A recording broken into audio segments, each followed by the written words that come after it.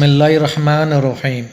بادشاہ اگلش نے ایک بار کوتوال کی بیٹی کو دیکھا تو اسے بڑا ہونہار پایا۔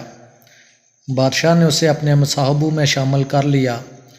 شرافت، وفاداری اور دیانتداری میں وہ اپنی مثال آپ تھا۔ جو کام بھی اس کے سپرد کیا جاتا وہ اسے بڑی خوبی سے انجام دیتا۔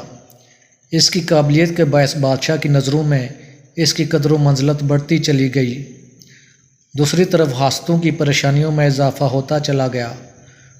انہوں نے آپس میں صلاح مشورہ کر کے کوتوال کے بیٹے پر ایک تہمت لگا دی۔ بادشاہ کو یہ خبر پہنچائی کہ جہاں پناہ جس شخص کی اس قدر عزت افزائی کرتے ہیں وہ بڑا بدخواہ اور سازشی انسان ہے۔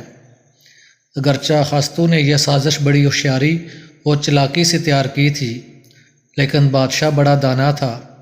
وہ سمجھ گیا کہ قصور نوجوان کا نہیں ہاستوں کا ہے۔ بادشاہ نے نوجوان کو بلایا اور اس سے پوچھا، لوگ تمہارے متعلق ایسی خراب رائے کیوں رکھتے ہیں؟ نوجوان نے جواب دیا، حضور والا، میں تو بالکل ایسا نہیں، لوگوں کو ہی ایسا ویسا نظر آتا ہوں۔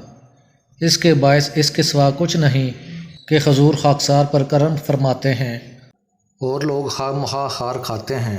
حضرت سعدی رحمۃ اللہ علیہ نے اس حقائق میں یہ درس دیا ہے کہ انسان میں واقعی کوئی گن ہو تو وہ قدردانی سے محروم نہیں رہتا۔